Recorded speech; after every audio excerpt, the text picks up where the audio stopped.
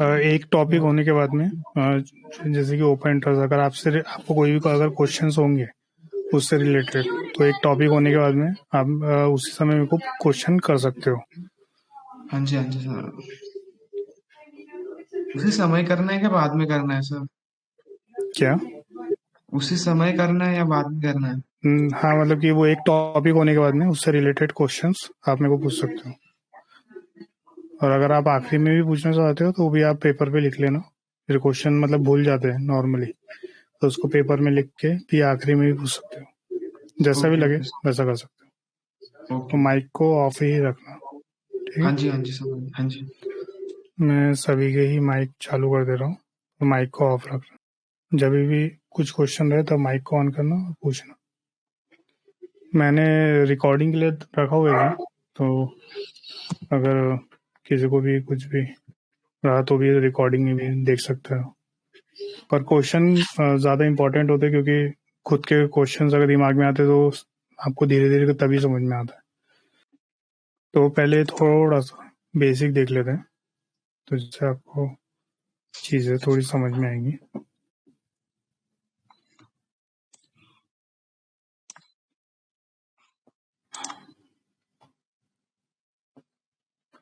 तो सर आपका माइक बंद कर दो। तो आज हम सिर्फ ऑप्शन से मतलब ऑप्शन चेन से रिलेटेड और जो पीसीआर होता है बस उसे ही देखने वाले हैं। तो हम चलो स्टार्ट कर दें। तो आपको तो पता ही होगा कि ऑप्शन जो होता है वो डेरिवेटिव्स इंस्ट्रूमेंट है, ठीक है? डेरिवेटिव इंस्ट्रूमेंट का मतलब क्या है कि इक्विटी इक्विटी एक तरफ होता है और एक तरफ डेरिवेटिव है।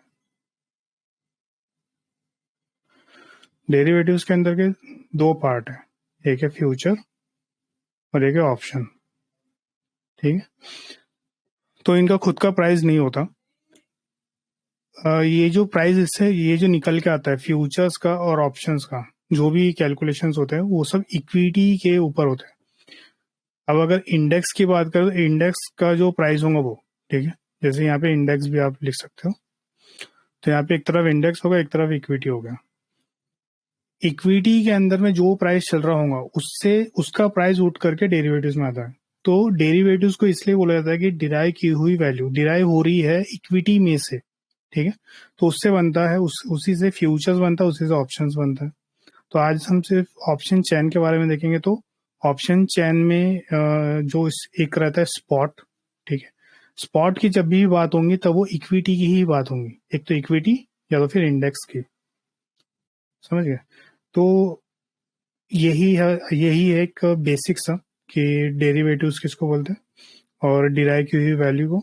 और फ्यूचर्स एक तरफ ऑप्शंस, ऑप्शंस में जो वैल्यू उठ के आती है वो इक्विटी से और इंडेक्स की वैल्यू से बनती है। जो भी उसके अंदर स्ट्राइक प्राइस के जो प्रीमियम बनते हैं वो सब उसी के थ्रू बनते हैं।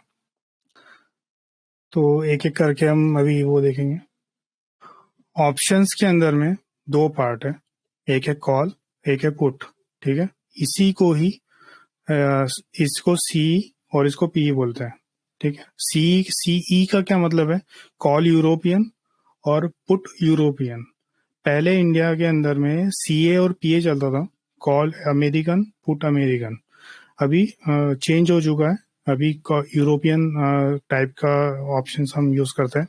इसकी यूरोपियन के अंदर में एक डेट रहती है कि इस डेट को पूरा का पूरा कॉन्ट्रैक्ट एक्सपायर होंगे। सेम इसलिए हम एक्सपायरी देखते हैं कि इस डेट को पूरे के पूरे कॉन्ट्रैक्ट को एक्सपायर किया जाएगा। तो इसलिए एक तरफ में कॉल, एक तरफ में पुट। तो याद रखना इसको सी इसलिए बोलते हैं क्योंकि यूरोपियन का वर्ड होता है, एक तरफ में पी। बीच में होता है स्ट्राइक प्राइस। तो यहाँ पे अलग अलग स्ट्राइक प्राइस होता है। ये एनएससी, हाँ एनएससी डिसाइड करती है कि कितने कितने रुपीज के गैप में आपको वो स्ट्राइक प्राइस को देना है करके, और फिर उसके हिसाब से वो स्ट्राइक प्राइस को बनाते हैं। तो निफ्टी के अंदर में 50-50 के गैप पे, बैंक निफ्टी के अंदर में 100 रुपीज के गैप में स्टॉक्स के हिसाब से अलग अलग होते हैं। कॉल की तरफ में वो यहाँ पे भी जो चीज आप कॉल की तरफ में पढ़ोगे वही चीज पुट की तरफ में एज इट इज सेम रहती है। पर कॉल की तरफ में जो भी चीज चलती है उसका पुट से कोई लेन देना नहीं।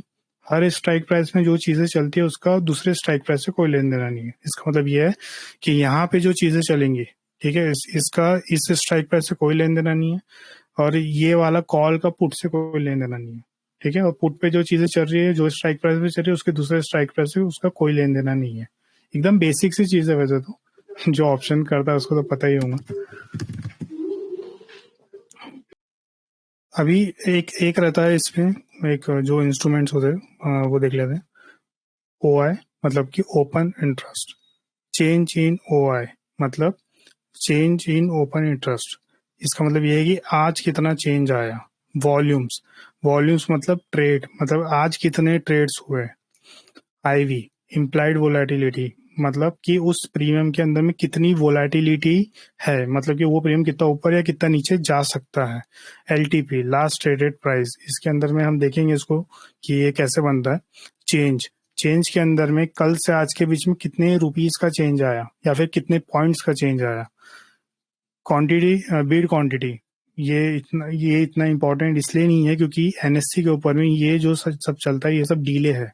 और ये जो दिखता है जैसे कि यहाँ पे आपको जो 300 दिख रहा है, और ये आस्क मतलब कि सेलर, तो ये 525 है। तो अगर आप जब मार्केट डेप्थ में जब आप देखोगे, जब आप अपने ब्रोकर के प्लेटफॉर्म के ऊपर में जब मार्केट डेप्थ खोलते हो कोई पर्टिकुलर कोई स्ट्राइक प्राइस का, जैसे कि हम 23,500 के स्ट्राइक प्राइस का मार्केट जब जब खोलोगे, तो उसकी जो पहली टिक रहेंगी, जो पहला जो प्राइस रहेगा जिसपे वो ट्रेड हुआ, वो होता है ये। तो ये हमेशा NSE का डिले ही चलता है, तो ऐसे भी ये कोई काम का नहीं है।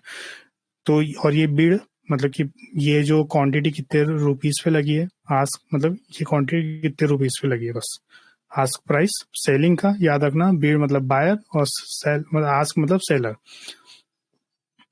सेम पुट की तरफ में भी होता है। OI ओपन इंटरेस्ट, COI मतलब कि चेंज इन ओपन इंटरेस्ट मतलब आज का चेंज।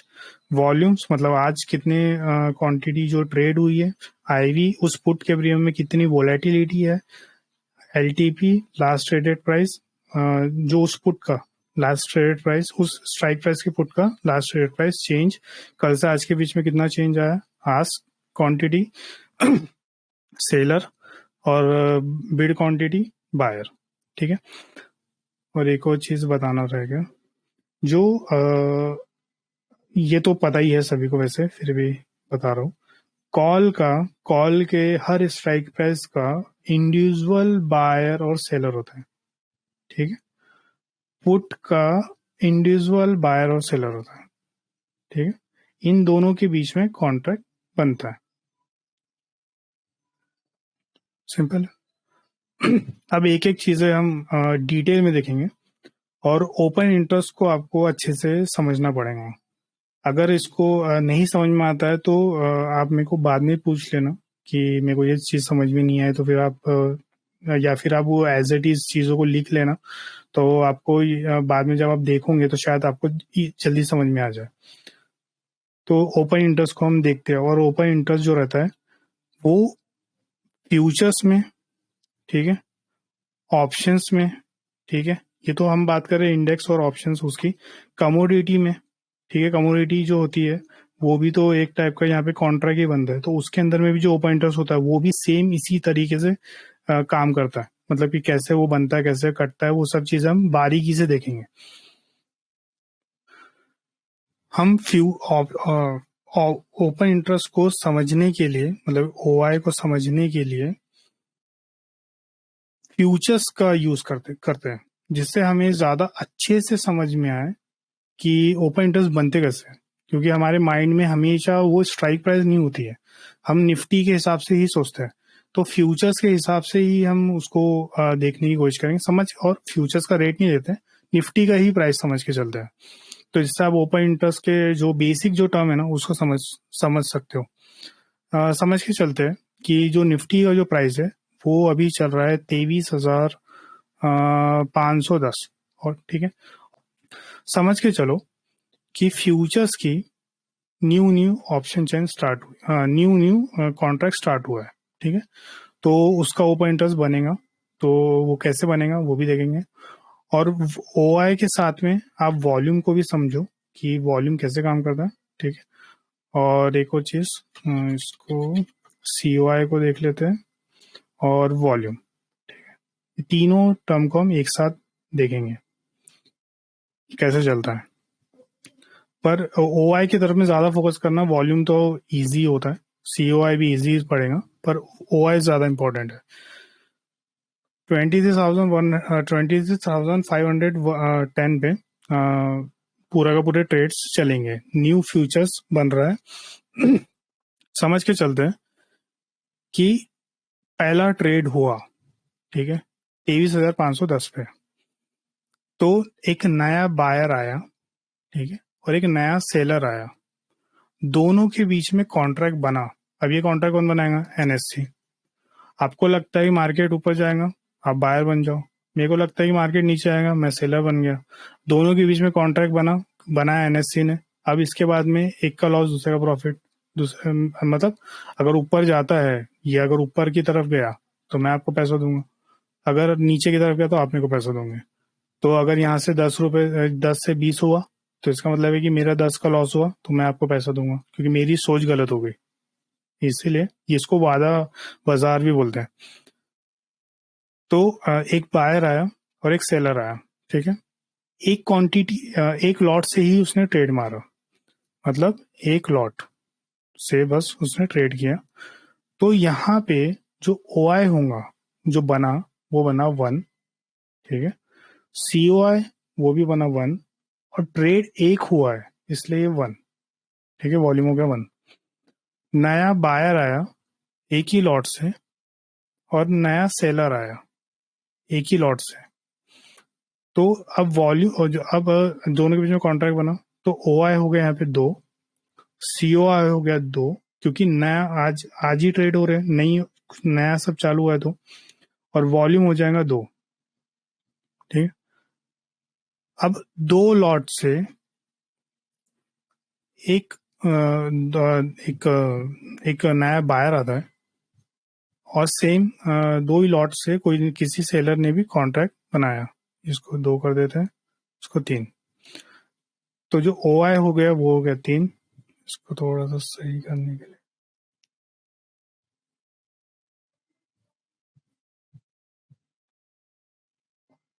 ये हो गया 3, COI हो जाएगा 3, वॉल्यूम हो जाएगा 3।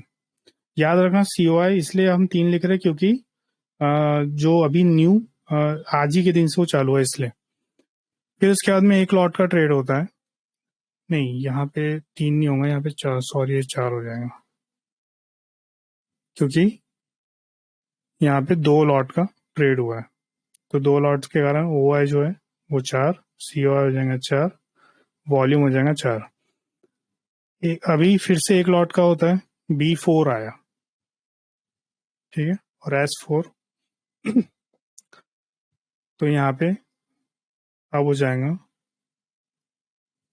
ये हो गया 5, ये हो गया 5, 5, ठीक है। अब क्या होता है कि जो B2 है, वो बंदे को अब एग्जिट मारना है, ठीक है। एग्जिट मारने के लिए वो सेल बटन दबाएगा, तो यहाँ पे आ गया B2। अब जो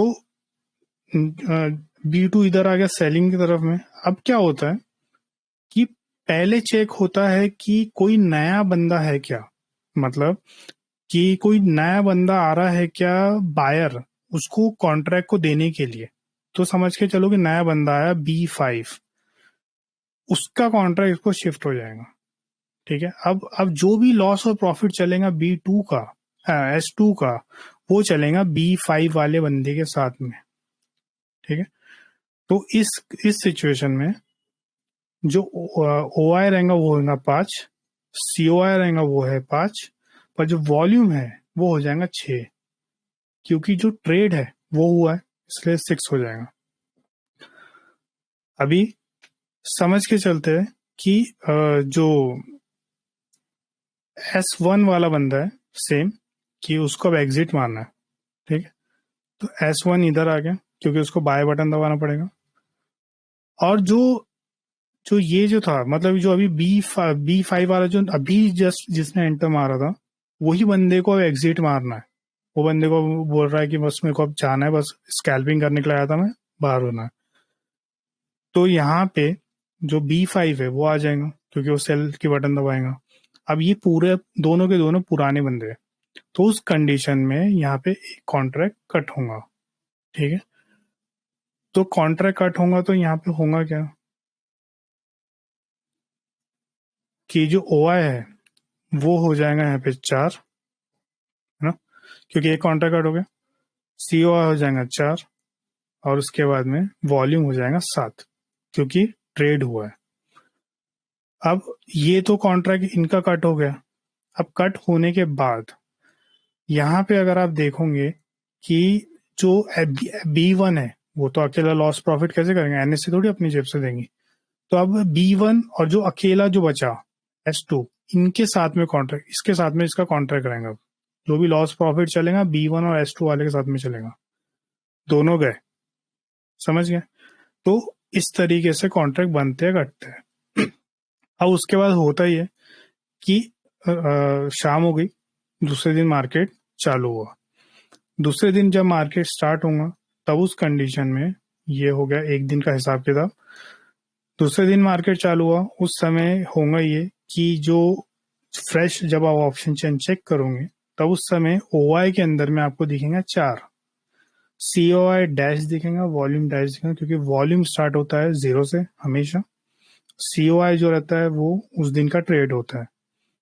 तो ये भी इसलिए आपको वो चीज़ का ध्यान रखना पड़ता है। और ओपन इंटरेस्ट, मतलब ये है कि वो उस एक्सपायरी तक के चलते रहेंगे, उसके बीच में भी कट हो सकता है, नहीं तो एक्सपायरी तक के वो कॉन्ट्रैक्ट चलते रहेंगे। अभी यहाँ पे खत्म हो गया। अब थोड़ा सा कॉम्प्लिकेटेड करते हैं। जो ये 2 लॉट वाला जो बंदा था, इस बंदे को दूसरे दिन अपना एक लॉट को बेचना है। ठीक है, अब इसमें से समझ के चलते हैं कि सेलर को बेचना है, सेलर को बेचना है अपना एक लॉट, पर एक लॉट अभी भी रखना है। तो वो क्या करेगा, एक लॉट इसका आएगा इधर S3 वाले का। ठीक है, पर इस बार शिफ्ट हुआ है, कोई तो भी एक S5 वाला बंदा आ गया। मतलब कि कोई नया बायर तो जो पुराना बायर है वो तो कोई नहीं था, पर एक नया सेलर आया, उसको कॉन्ट्रैक्ट शिफ्ट हो गया। अब उसने एक लॉट को रख लिया। अब यहाँ पे जो S3 का जो एक लॉट है वो, क्योंकि B3 के तो 2 लॉट है, S3 का जो एक लॉट है वो और कॉमा S5 जो नया बंदा है उसका एक लॉट, ऐसे ये ट्रेड का लॉस और प्रॉफिट चलता है। समझ गए? तो अब ये जो भी लॉस प्रॉफिट चलेगा इन दोनों का इस एक बंदे के साथ चलेगा। इसीलिए जो सेलर्स होते हैं एक एक लॉट रहता है, और बड़ा प्लेयर रहता है बड़ी क्वांटिटी से, और वो सबका पैसा चूसता है फिर। ठीक है, इस कंडीशन में जो ट्रेड हुआ उसको देख लेते हैं।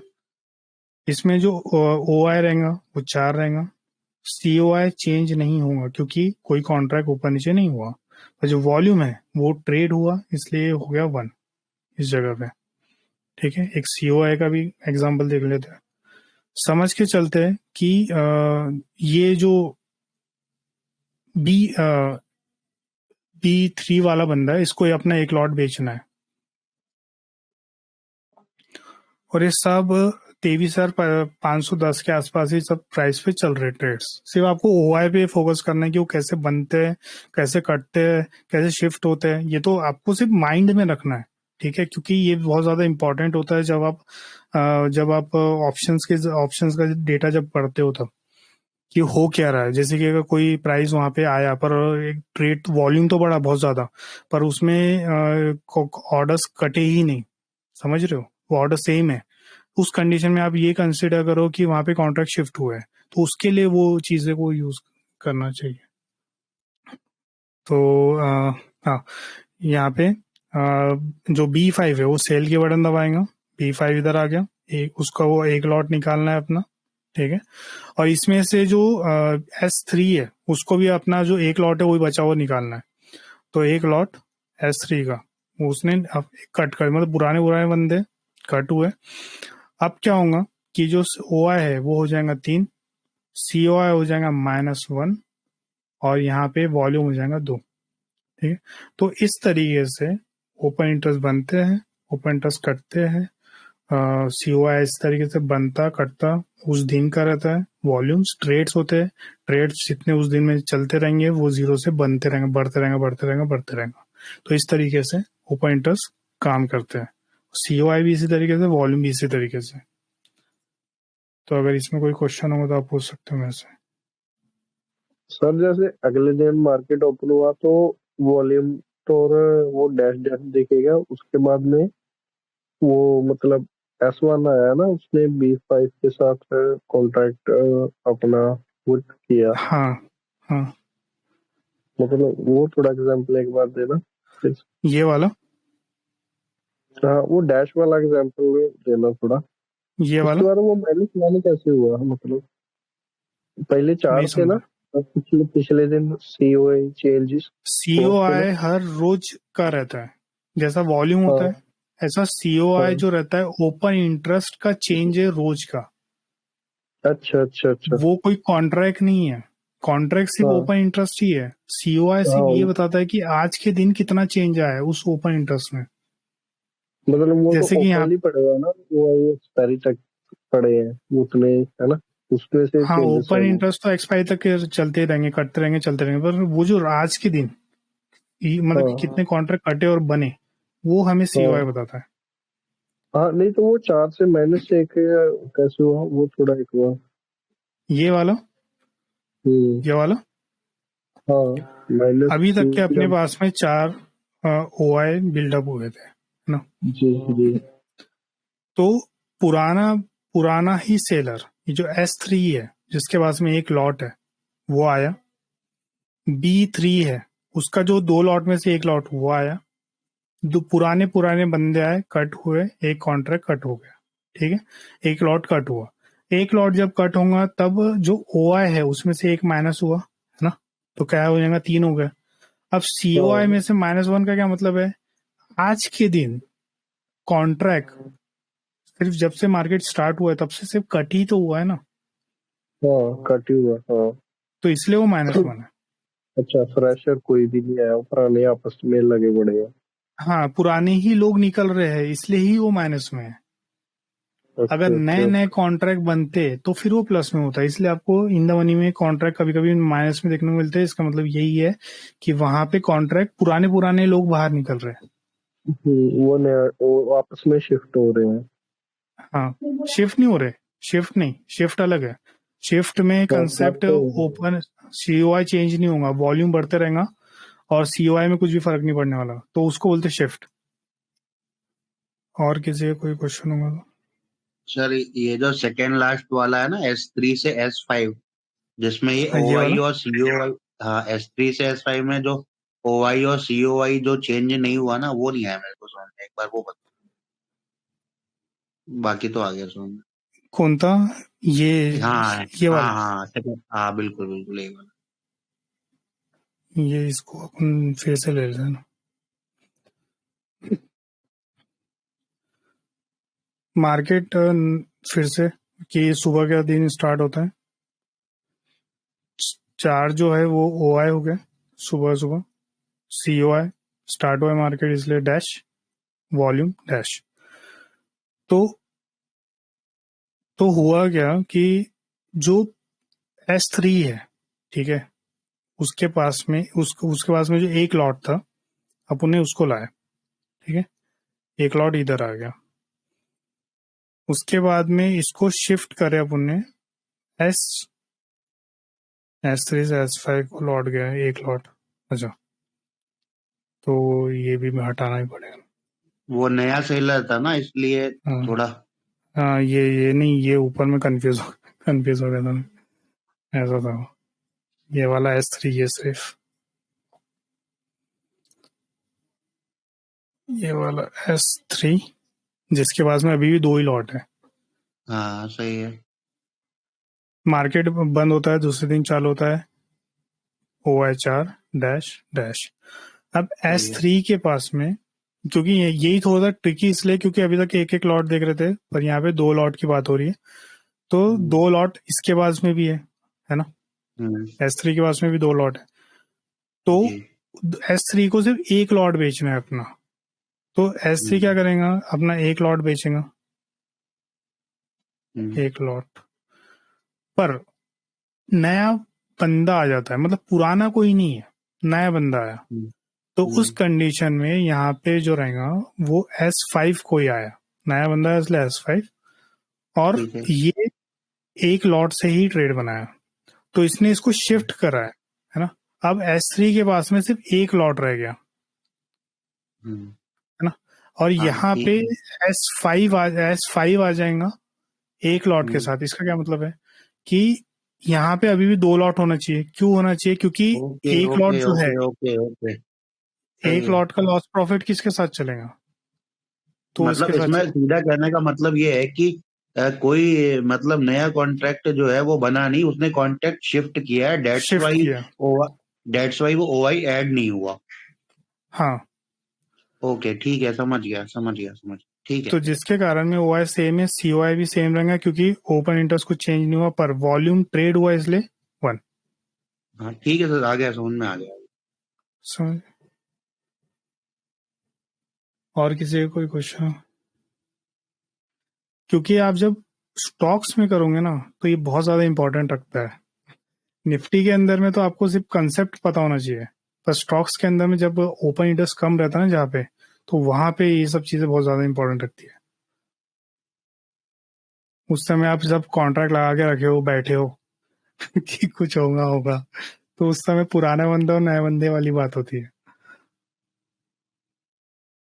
आप वो जैसे आप दूसरे बंदे को, आप अपने घर के पास वाले बंदे को बोलते भाई खरीद ले, मैं बेच रहा हूँ, इस तरीके से होता है, तो वो शिफ्ट हो गया। सही है।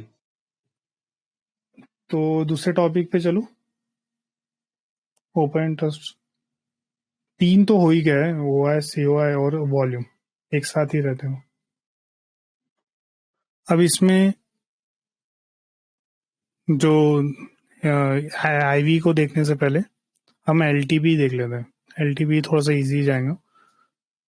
IV को भी डीप में ही नहीं देखेंगे, कभी एक टॉपिक ही IV से रिलेटेड रखेंगे, पर अभी पहले LTP देखते हैं। LTP लास्ट ट्रेडेड प्राइस, इसको प्रीमियम भी बोलते हैं, और ये बनता है दो प्राइस से, ठीक है। इंट्रेंसिक वैल्यू, लिखता हूँ,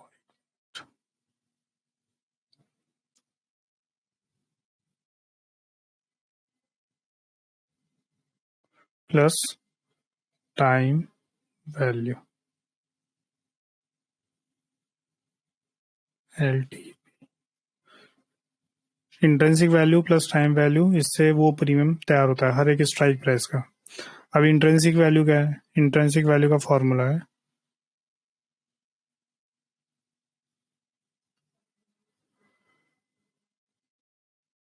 स्पॉट प्राइस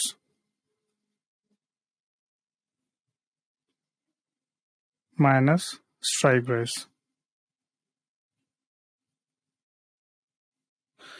एक्सपायरी वाले दिन कुछ ना कुछ प्रीमियम बच जाता है ना, इन द मनी में। ये ऑप्शन चेन है, कॉल है, ये पुट है। ये यहाँ पे समझ के चलते एक्सपायरी हुई, इस लाइन पे एक्सपायरी हो गई, तो यहाँ पे जो इसका जो इन द मनी कॉल का, इसमें कुछ ना कुछ प्रीमियम बच जाता है हर स्ट्राइक प्राइस पे। यहाँ पे इन द मनी में कुछ ना कुछ स्ट्राइक प्राइस पे मतलब कुछ ना कुछ प्रीमियम बचता है, वो रहता है intrinsic value. Time value zero zero हो चुकी होती है एक्सपायरी वाले के 3:30 के ऊपर में इंडिया में, वो जीरो हो जाती है। इंट्रेंसिक वैल्यू जो रहती है वो ही बचती है। इंट्रेंसिक वैल्यू अगर एक कॉल की तरफ से अगर आप देख रहे हो तो ये फॉर्मूला हो गया, ठीक है। वैसे तो साइन को इधर से उधर करते हैं, पर मैं यही बोलूंगा कि इसको इस तरीके से देखो कि कॉल की तरफ से अगर आप देख रहे हो तो spot price minus strike price, पर अगर आप पुट की तरफ से देख रहे हो तो इसको उल्टा कर देना, strike price minus spot price, इस तरीके से। अब अगर इसको इसको सिंपल सा है कि अगर आपको देखना है कि आपका वहां पे कितना प्रीमियम बचेगा अगर आपने इन द मनी लिए हो ना। कोई समझ के चलते कि मार्केट एक्सपायरी को अभी बचा है 2 घंटे, ठीक है, और अभी जो मार्केट चल रहा है वो 23,510 चल रहा है, और आपने स्ट्राइक प्राइस लिए हो 23,300 का कॉल। ठीक है, तो इसको हटा देता हूँ मैं।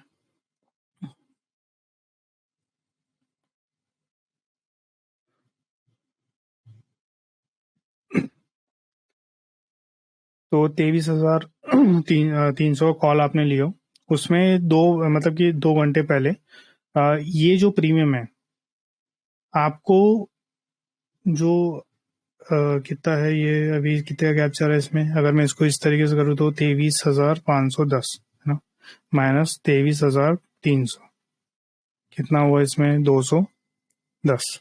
ठीक है, 210 रुपीज उसमें कॉल के, इसमें एक्सपायरी 3:30 पे अगर मार्केट इतने पे बंद होता है तो आपके प्रीमियम में बचेंगे 210 रुपए। ठीक है, 3:30 पे पर याद रखना। पर अब हम अभी बात करें 2 घंटे पहले की तो मिनिमम प्रीमियम इसके ऊपर ही होना चाहिए आइडियली, जरूरी नहीं है कि होगा। ठीक है, पर आइडियल सिनारियो में इसके ऊपर होना चाहिए, समझ गया।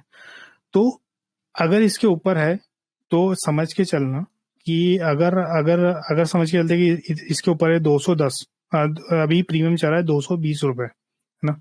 मतलब क्या क्या हुआ इसमें 10 रुपए अभी भी इसमें, जो 10 रुपए जो है ये कितना क्या हो गया, ये अभी भी टाइम वैल्यू है। इसको कैसे देखे हमने यहाँ पे एलटीपी जो है जो अभी चल रहा है वो कितना है 220 रुपए।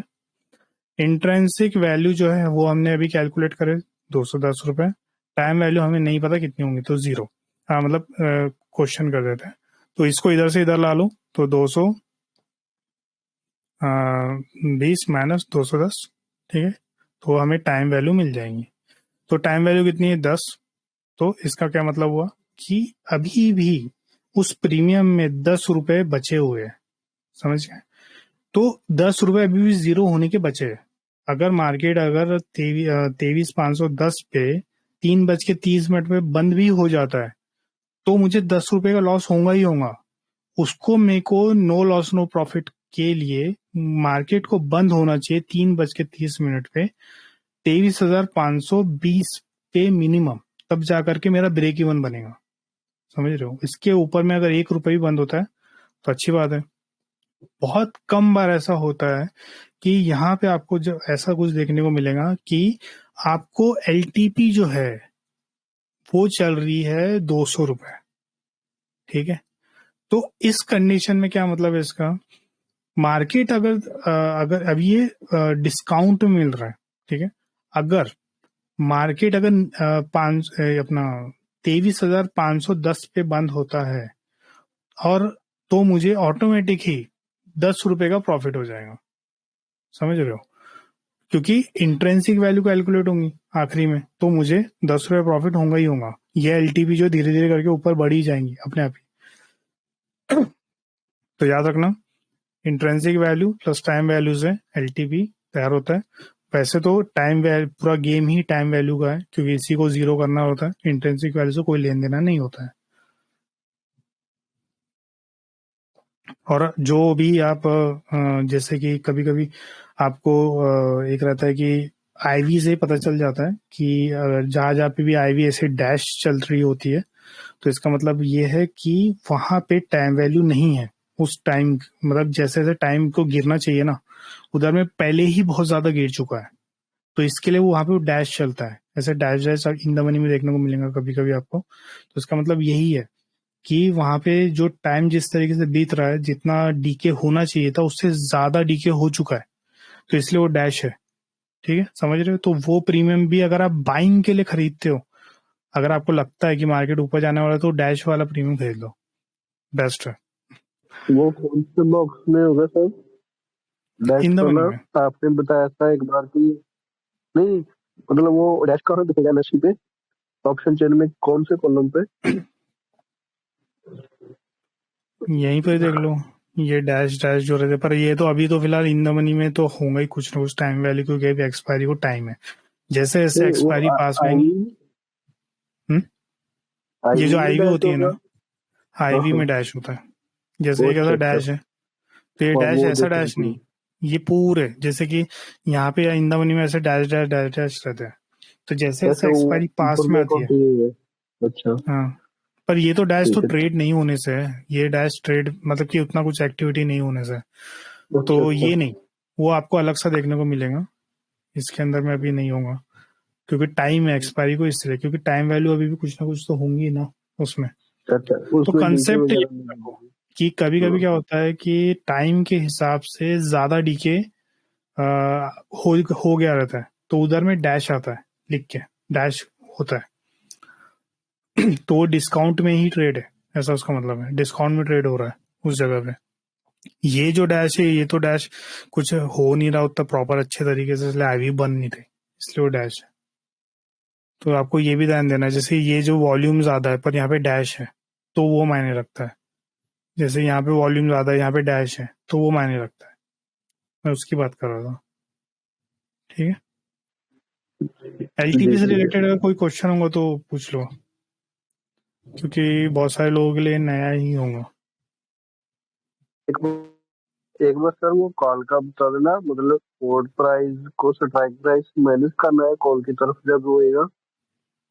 हाँ, मतलब कि समझ के चलो कि अभी आपने जो कॉल का जो वैल्यू आपने स्ट्राइक निकालनी प्राइस है। लियो, या हाँ। फिर आप जो भी स्ट्राइक प्राइस देखना चाहते हो, तो हम्म वो जैसे कि समझ के चलो कि अब अभी हम बात कर लेते हैं 23,000 की। ठीक है, और अभी चल हम्म रहा है स्पॉट का प्राइस चल रहा है 23,510। ठीक है, तो 23,000, एक मिनट, 23,510 माइनस 23,000। ठीक है, जो आंसर आएगा वो आएगा 510, मतलब कि मिनिमम जो एलटीपी हो 510 तो होना ही चाहिए, क्योंकि इंट्रेंसिक वैल्यू 510 है, मार्केट कहीं नहीं गया, तो वो 3 बजे 30 मिनट में वो 510 ही बचेगा उसमें प्रीमियम। ज्यादा है तो हम्म कम हो जाएगा, कम है तो बढ़ जाएगा अपने आप ही। हम्म। अच्छा 510 मतलब आइडियली उसको पूरे दिन रहना चाहिए या मतलब वो क्लोज होना चाहिए। इंट्रेंसिक वैल्यू उतनी है उसके अंदर में, उस टाइम वैल्यू में इंट्रेंसिक वैल्यू उतनी बनती है। अच्छा अगर वो अभी क्लोज जो निफ्टी एक्सपायरी। चल रहा है उसके हिसाब से इंट्रेंसिक वैल्यू हाँ उतनी बनती है। नहीं तो वो अपना हमारा क्या बोलते हैं उसको कि अगर वो आपको सस्ते में मिल रहा है तो वो एक डिस्काउंट पे बोलेंगे चल रहा है। अगर आपको सस्ते में मिल रहा है तो, हाँ सस्ते में रहा तो डिस्काउंट में चल रहा है, पर याद रखना एक चीज कि डिस्काउंट में अगर कोई शॉर्ट कर रहा है, समझ रहे हो, कॉल तो को अगर शॉर्ट। वो गलत हुआ तो वो तो शॉर्ट कवरिंग आ जाती है। ठीक है, हाँ और अगर वो गलत नहीं हुआ तो फिर मार्केट को और नीचे लेके जाएंगे वो। मतलब ठीक है, उसका तो वही लॉजिक होगा ना कि वो 510 के नीचे उसको एक्सपायरी तक क्लोज करेगा। हाँ, क्योंकि शॉर्ट कवरिंग का कंसेप्ट ही ये वही है कि अगर हम्म। अगर टाइम बचा है तो फिर तो वहां पे हाँ शॉर्ट मतलब, ठीक है ना, पर टाइम कम बचा है तो फिर वहां पे प्रीमियम तो ऑटोमेटिक ही ऊपर चले जाएंगे ना, तो वो इसलिए ऊपर कट हो जाती जाएगा। है हाँ पोजीशन। हाँ ठीक है तो और पुट की तरफ भी उसको ऑपोजिट कर देना ना। पुट के, अगर पुट का वैल्यू निकालना है तो वो हाँ सेम उसका अपोजिट करके आप उसको इंट्रिंसिक वैल्यू को देख सकते हो। अच्छा सपोर्ट टू माइनस अपना इसके लिए सप्लाई कर आपको देना। प्रैक्टिस करनी पड़ेगी कैलकुलेटर पे। ठीक है, कैलकुलेटर लेना, 1 घंटा प्रैक्टिस करना कि इतना होना चाहिए उतना रहना चाहिए, माइंड में वो सोचना और उसके हिसाब से डिसीजंस लेना। जैसे कि अभी अगर मैं इसको इस तरीके से देख लूँ कि अभी हमने बात करे कितने पे है अभी, 23,400 कितना 31 है ना, निफ्टी उतने पे क्लोज हुआ। तो अभी अगर मैं बात करूँ तो 23,000 का प्रीमियम 431 के ऊपर ही होना चाहिए, सिंपल सी बात है। तो 431 है क्या, पाँच देखो 501 चल रहा है, तो इसका क्या मतलब है कि 431 जो है वो तो इंट्रिंसिक वैल्यू हुई, पर जो बचा हुआ जो प्रीमियम है उसमें जो भी पैसा बचा है वो है उसकी टाइम वैल्यू। समझ में आया? बड़े प्लेयर टाइम वैल्यू खाते हैं ना ज्यादातर। हाँ, वो उनका टाइम वैल्यू का ही पूरा गेम रहता है। और मंडे को सीधा वो करेक्ट भी हो सकता है। वो छोड़ दो, वो अभी बात ही नहीं कर हाँ रहे अपन उस चीज की। Okay okay okay. रिकॉर्डिंग कर रहे हो ना वैसे सर। हाँ वो हो तो रही है, देखते हैं। ओके। तो ये नोट है वगैरह भी अगर हो तो LTP। उसको बोला था। ठीक है। अभी IV को देख लेते हैं।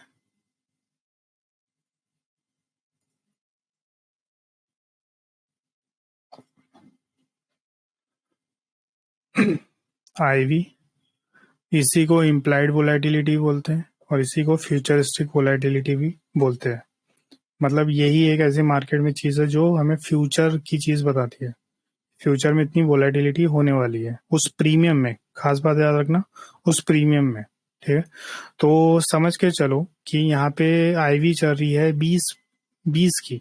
ठीक है, तो इसी को परसेंटेज के फॉर्म में देख सकते हो। तो अब अगर कोई स्ट्राइक प्राइस समझ के चलते हैं कि 23,500 का स्ट्राइक प्राइस 100 रुपीज चल रहा है।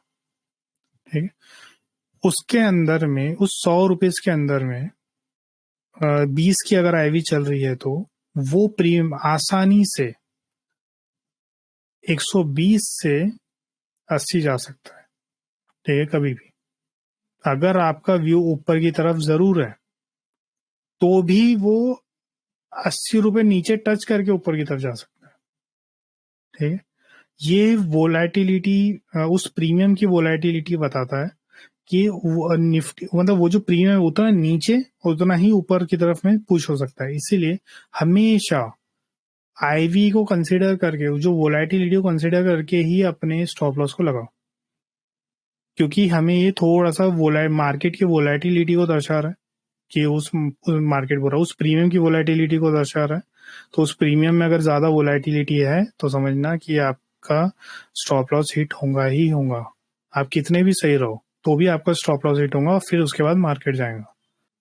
IV अगर ज्यादा है तो, जो अभी हम ग्रिक्स की तो नहीं देख रहे चीजें, पर जब ग्रिक्स का जब देखेंगे तब मैं बताऊंगा कि IV बढ़ती है तो कैसे कैसे प्रीमियम के अंदर इंक्रीज आता है। सिर्फ अभी बेसिक से समझने के लिए, IV ऊपर जाएंगी तो वेगा की वैल्यू ऐड होंगी। ठीक है, प्रीमियम में, मतलब इस प्रीमियम के अंदर में वेगा की वैल्यू ऐड होती है। IV अगर 1% से बढ़ी, ठीक है, तो वेगा की जो भी वैल्यू रहेंगी वो उस प्रीमियम में ऐड होंगी। IV 1% से गिरी, ठीक है, नीचे की तरफ गई, तो वेगा की वैल्यू बाहर हो जाती है उतनी। तो इसका क्या मतलब है कि कभी कभी जब आप देखते हो कि मतलब न्यूज आने वाली है, जैसे बजट आने वाला है, तो उस एक्सपायरी के अंदर में जो वेगा की वैल्यू रहेंगी वो ज्यादा ऐड रहेंगी, क्योंकि IV इंक्रीज रहेगा। लोगों ने उसको ज्यादा, मतलब ऊपर ऊपर के दाम पे खरीदे होंगे उस ऑप्शंस को, तो इसके कारण में वेगा की वैल्यू ऐड हो जाती है और जिसके कारण IV इंक्रीज होती है। IV इंक्रीज होने के कारण में वोलेटिलिटी बढ़ती है। सिंपल सा कंसेप्ट है वो, एक दूसरे के साथ में लिंक है बस। तो ये हमें एक स्टॉप लॉस के लिए भी हेल्प करता है, मार्केट की वोलेटिलिटी को समझने में भी हेल्प करता है। और कौनते जैसे कि अगर मैं बात करूं कि अभी जो बजट आने वाला है, तो जब प्री प्लान हो ना कोई चीज, जैसे बजट वाले दिन, बजट का दिन जो है, तो बजट वाले दिन IV इंक्रीज रहेंगी। तो बजट अनाउंस होने से पहले, ठीक है, आप बाइंग कर सकते हो, कॉल बाय करो या पुट बाय करो, बेझिझक करो, कोई टेंशन नहीं है, बजट के पहले, बिफोर। पर जैसे ही बजट अनाउंस हो गया, आफ्टर बजट, 1 से 2 दिन तक के कॉल बाय और पुट बाय छोड़ देना, कम से कम 2 दिन तक। आप लॉस ही करोगे।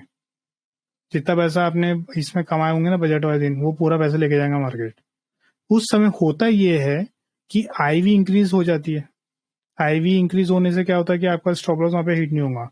IV कंटिन्यूस इंक्रीज होते रहती है तो मोमेंटम ऊपर नीचे होते रहेंगे। पर जैसे ही अनाउंस हो गया, पूरा सब शांत हो चुका है, उसके बाद में आता है जो IV जो वेगा की वैल्यू जो ऐड हुई है, जो इसके अंदर ऐड हुई, वो तो बाहर तो निकलेंगी। तो जब मार्केट इसलिए ऊपर भी जाता है या नीचे भी आएगा तो भी आप बाइंग में नहीं कमा सकते उस ड्यूरेशन में। तो इसलिए 2 दिन तक के दूर रहने का। बजट के पहले बाइंग, बजट के बाद में सेलिंग करो, इससे अच्छा है तो। क्योंकि मार्केट आपके डायरेक्शन में उससे जाएगा भी। और ज़्यादा बढ़ जाती है तो ऑप्शन सेलर आते हैं ना सर। हाँ,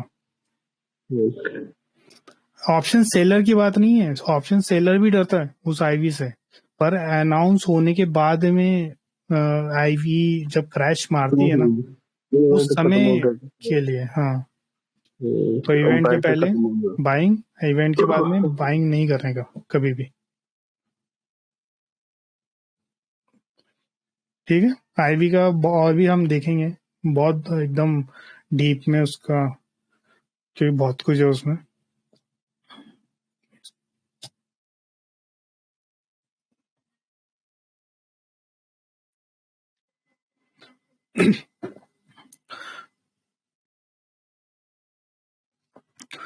तो ये ओआई हो गया, सीओआई हो गया, वॉल्यूम हो गया, आईवी हो गया, एलटीवी हो गया।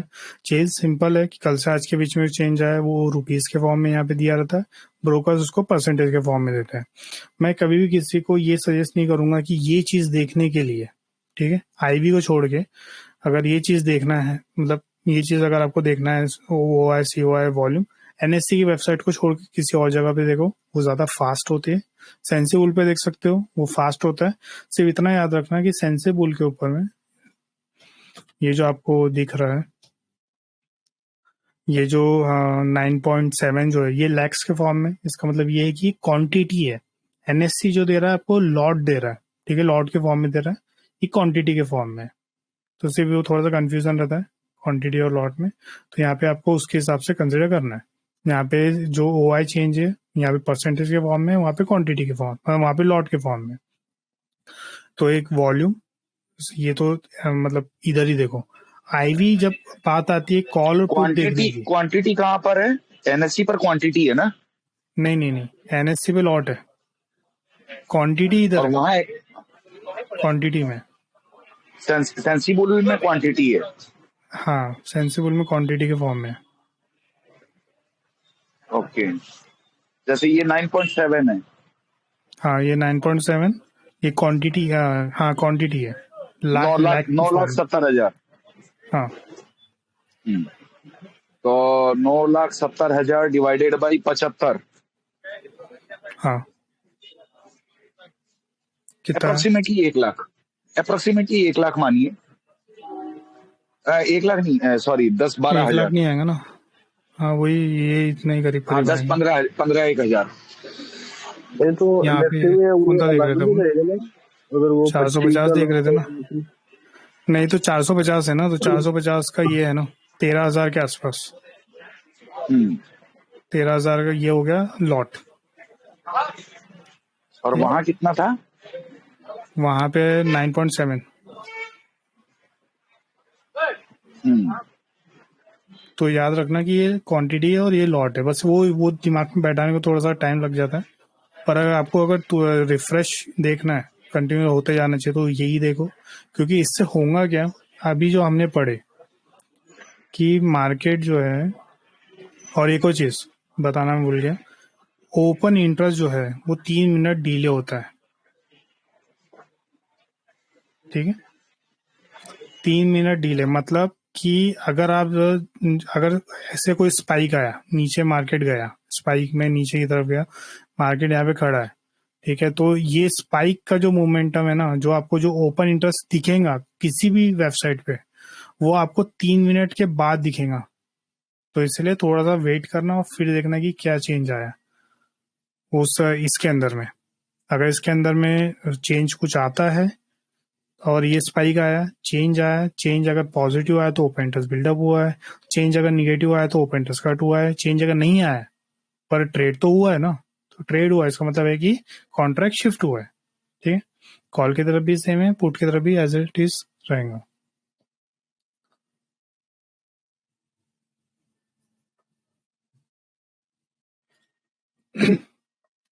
पुट में भी ओआईएस यूआईएस वॉल्यूम सब सब सब सेम होता है। ये तो पता ही होगा, ये इन द मनी है, ये इन द मनी है, ये आउट ऑफ द मनी है, आउट ऑफ द मनी है। अच्छा, एक और कॉन्ट्रैक्ट हाँ, शिफ्ट होना जो है वो हाँ, भी एक तरीके से सिंबलाइज करता है कि या तो ट्रेंड जो है वो अब रुक गया, और या फिर चेंज होने के कगार पे है लेकिन स्लोली हो रहा है। चेंज हो रहा है तो स्लोली हो रहा है। नहीं, पहले जब जब जब बात होती थी, जब पहले की जब बात थी, तब उस समय चेंज जैसा कंसेप्ट उतना यूज नहीं होता था। अभी हम्म, क्लाइंट इतने ज्यादा है कि आपको हम्म, वहां पे कॉन्ट्रैक्ट मैक्सिमम टाइम में चेंज होते हुए देखने को मिलेंगे। क्लाइंट का माल खींच लिए बड़े प्लेयर ने, ऐसा कुछ हम्म, तो ऐसा देखने को मिलता है। तो उस कंडीशन में आप वहाँ पे, पहले ऐसा नहीं होता, पहले एक तो कट ही होंगे या तो बनेंगे, इस तरीके से चलता था। ऐसा चेंज का तो कंसेप्ट उतना यूज भी नहीं होता है। पर जब अभी अभी आपको ऐसा बहुत बार देखने को मिलेगा कि स्पाइक तो मारा, पर वहाँ पे ट्रेड भी बहुत हुआ, पर जो जितना वहाँ पे चेंज ओआई के अंदर में आना चाहिए था, उतना वो चेंज आया ही नहीं। अब उसको कैसे हाँ, पता लगाते हैं, तो थोड़ा सा डीप में हो जाएगा, फिर भी बता देता हूँ मैं। समझ के चलो कि वॉल्यूम जो है, जो उस 1 मिनट 3 मिनट समझ के चलते, 3 मिनट में ट्रेड जो हुआ वो हुआ 1,000 लॉट का। हाँ, ठीक है, पर जो हमेशा जो जो जो ओपन इंटरेस्ट है वो तो ज्यादा बड़े, इतना तो वो 1,000 लॉट नहीं आएगा। हमेशा आपको ऐसे देखने को मिलेगा कि 500 लॉट, है ना, 700 लॉट, ऐसा कुछ देखने को मिलेगा। ठीक है, कट के हम्म, मामले में भी सेम ऐसा ही देखने को मिलेगा, 500 लॉट, 700 लॉट, ऐसा कुछ देखने को मिलेगा कट के मामले में भी। तो हाँ, अगर आपको कुछ ऐसा देखने को मिले कि 1,000 लॉट का ट्रेड हुआ, पर हम्म, जो कॉन्ट्रैक्ट है वो कट हुए हैं 100 लॉट। ठीक है, हाँ, तो ये है हम्म, चेंज। हाँ, पर कभी कभी अगर ऐसा कुछ देखने को मिला, 700 लॉट का ट्रेड, 500 लॉट कट हुए, तो वो जो है वो कट ही है, वो चेंज नहीं है। वो आपको दिख रहा है इसलिए क्योंकि वहां पे 1,000 लॉट का आइडियल सिनेरियो के अंदर तो होना चाहिए, एक तो हम्म, 1,000 लॉट का कट, है ना, 1,000 का कट हाँ। होना चाहिए और 1,000 का बनना चाहिए। पर वहां पे इतने लोग ट्रेड करते रहते, छोटे छोटे प्लेयर्स, तो जिसके कारण में वहां पे वो चीज आपको हाँ कि वो एग्जैक्ट कभी नहीं ट्वेंटी दिखने वाली। ट्वेंटी 20-30% हैंड चेंज करते हैं और बाकी 70% जो है वो नेट नेट जो है ओआई चेंज हुआ है। हाँ, ओआई चेंजेस दिखता है। हाँ, वो तो वो स्क्वायर हमें ऑफ बस हुआ वो है। पता लगाना पड़ता है कि वॉल्यूम किससे और वो हाँ, सीओआई से। हम्म। क्योंकि ये इसी कंसेप्ट पे मैं भी चेंज पता लेकिन लगा दूं, पर लेकिन आपको जैसे ऑटोमेटिक। लेकिन ट्रेड हुआ है समझिए 1000 लॉट का और हाँ, ओआई चेंज हुआ है 100, 200, 300 लॉट का। ठीक है, तो भी वहां पे तब वो, हम हाँ तब हाँ हम मतलब 100-200 तक अगर ओआई चेंज हुआ है तब हम समझ सकते हैं कि बड़े हाँ प्लेयर ने मतलब, अपना माल चिपकाया है। हाँ, अब 10-20% बस, हाँ, ऐसा समझो। हाँ, तो मतलब अब जो है वो रिटेलर के हाथ में। पहले बड़ा प्लेयर जो है वो नीचे लेकर के आ रहा था, अब सारा माल उसको चिपका दिया है रिटेलर को। हाँ अब मार्केट जो है वो ट्रेंड चेंज कर सकता है या फिर यहीं पे स्टेबल हो जाएगा। हाँ, वो अब रिटेलर्स देखते रहेंगे हम्म, क्या करना है मार्केट हाँ, नहीं रिटेलर्स तो भाई एक सिंगल माइंडसेट नहीं है ना। वो हाँ, तो वही मतलब सिंगल। जो करेंगे अब रिटेलर्स करेंगे। हाँ, वो तो खुद लड़ रहे हैं एक दूसरे से। कहने को हाँ रिटेलर एक आइडेंटिटी है लेकिन वो तो खुद एक दूसरे से लड़ रहे हैं। हाँ, तो ये ऑप्शन चैन के अंदर के जो टॉपिक्स थे वो हो गए। अभी अभी तो लोग थक गए होंगे, तो इसको हम दूसरे पार्ट में करते हैं कि उसमें पीसीआर देख लेंगे, और जो जो जो long buildup, short buildup, long unwinding, short short covering जो बोलते हैं, उसको देखेंगे कि वो कैसे कैसे काम करते हैं, कैसे कैसे देखते हैं उसे हम। मतलब बेसिक, मतलब जो मार्केट में जो चलता है, मतलब जिसके ऊपर में रिसर्च हुई है, बस उसी की हम बात करेंगे बस। और एक आगे, इंटरेस्टिंग वैल्यू, टाइम वैल्यू पे थोड़ा सा एक बार और थोड़ा कोई एक दो एग्जांपल और बता दीजिए। अच्छा ठीक है, उसको देख लेते हैं।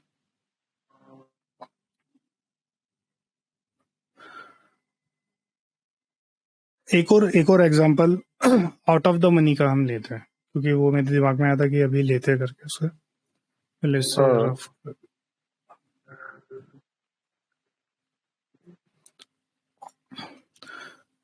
फॉर्मूला है। जैसे जैसे सर कुछ, सॉरी मैं आपको रोक लिया, शुरू करने से पहले वो भी ऐड ऑन कर लेना।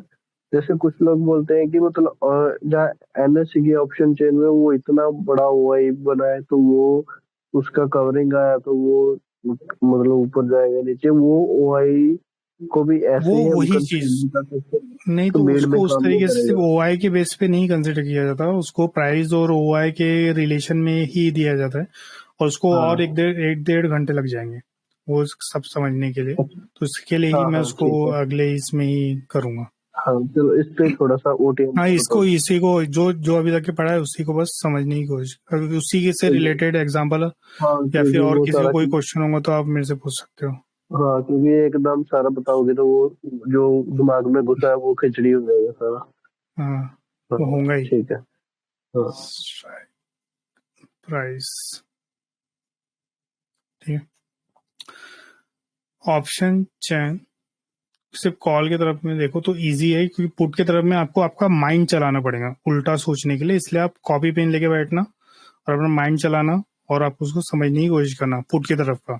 कॉल की तरफ का तो हम हमेशा ऊपर और नीचे इस तरीके से सोचते हैं, इसलिए क्या था 23,510 स्पॉट, ठीक है। स्ट्राइक प्राइस जो हम देख रहे हैं वो है, स्ट्राइक प्राइस देख रहे हैं, समझ के लो कि 23,100 ले लेते हैं इस बार, ठीक है। और एक और स्ट्राइक प्राइस देख लेते हैं 23,700, ठीक है। ये है ओटीएम, ये है in the money,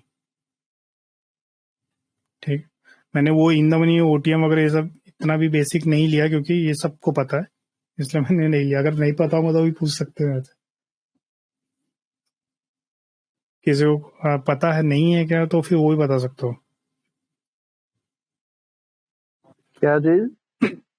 in the money, out of the money, ये क्या होता है वो चीज पता ये अगर तो पता नहीं ही नहीं होगा तो। तुमको। हाँ हाँ वही तो, पूछ ये तो लो पता अगर ही हो। किसी को नहीं हाँ, वही वही, किसी को अगर नहीं पता होगा तो पूछ सकते हैं मेरे से।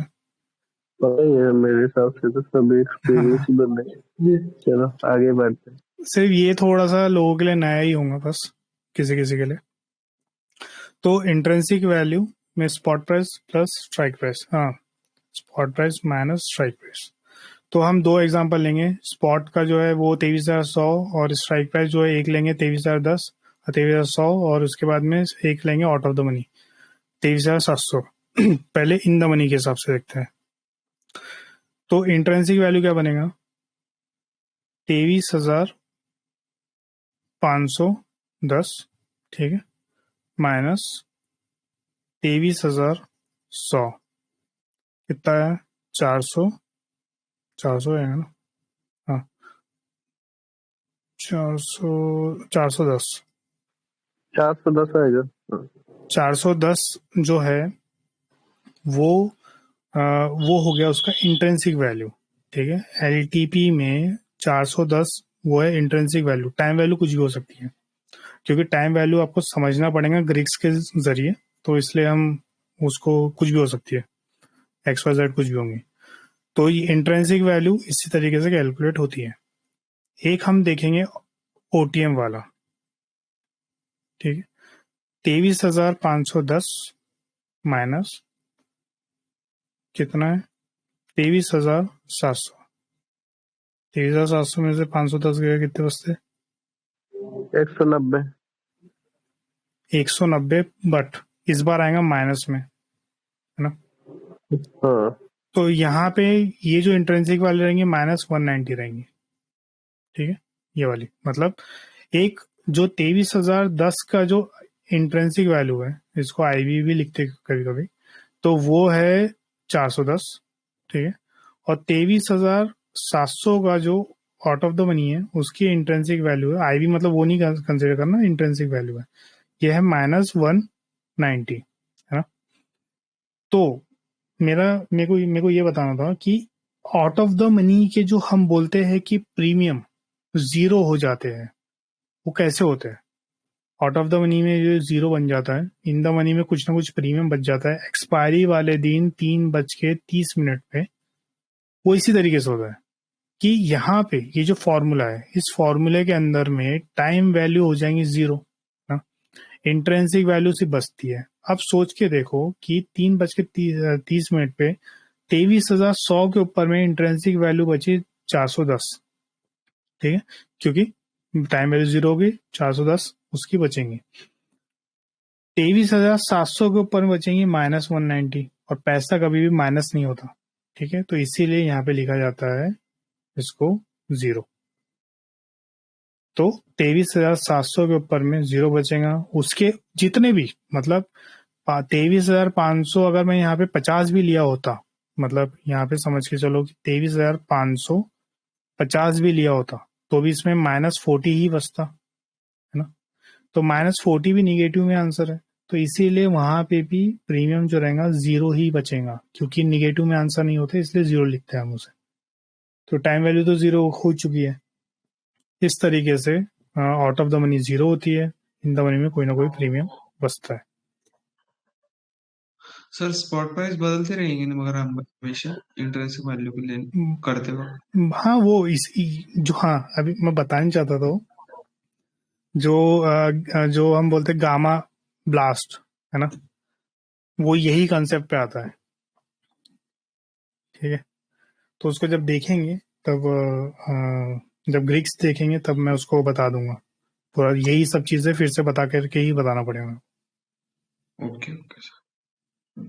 मगर सर कैलकुलेट करने के लिए स्पॉट प्राइस बदलनी पड़ेगी ना हर बार? कैलकुलेट आपको करना नहीं है, आपके माइंड में वो चीजें बस वो पता होना चाहिए कि अगर मैंने कोई प्रीमियम लिया हूँ, कैलकुलेट आपको ये करना ही नहीं ना। वैसे भी आपको जो स्ट्राइक प्राइस आपने लिया हो, समझ के चलो कि अभी मार्केट चल रहा है 23,510 पे, आपने 23,500 का स्ट्राइक प्राइस लिया, उस पर प्रीमियम चल रहा है 20 रुपए, ठीक है। अब 20 रुपए के हिसाब से आपको पता होना चाहिए कि इसमें 10 रुपए की इंट्रेंसिक वैल्यू अभी के हिसाब से चल रही है ना। तो अगर मार्केट जो है एक तो 520 पे बंद होना चाहिए, तो आपको डिसाइड करना है कि क्या आप ये कंफर्म हो कि मार्केट 520 पे मिनिमम बंद होगा। मिनिमम बंद का मतलब ये कि ब्रेक इवन आपका 520 है, तो मिनिमम बंद वो उसका मतलब हो गया। अब प्रॉफिट तो उसके बाद में आपको चालू होगा, मतलब उसके बाद में 1-1 रुपए जब ऊपर की तरफ जाएगा तब आपको प्रॉफिट रहेगा। समझ रहे हो? अच्छा सर। अरे सुमित भाई, मैं कुछ बोलूं? हाँ बोलो। आप इंट्रिंसिक वैल्यू जो माइनस करके समझा रहे हो ना, उसको माइनस में समझाना ही मतलब बंद कर दीजिए। मतलब नया बंदा उल्टा कंफ्यूजन में पड़ जाएगा। माइनस में ही करते माइनस, हाँ, माइनस होते ही वो 0 है, माइनस होते ही, क्योंकि माइनस में कोई कैलकुलेशन नहीं है। अच्छा माइनस ये मतलब ना 0। इसीलिए तो मैंने ये बताया कि अब ऐसा 0 करके है। मतलब एक्सपायरी के दिन माइनस से कैलकुलेशन नहीं कर देखना है, जब भी नहीं, कोई जब देख आप रहे हो आप।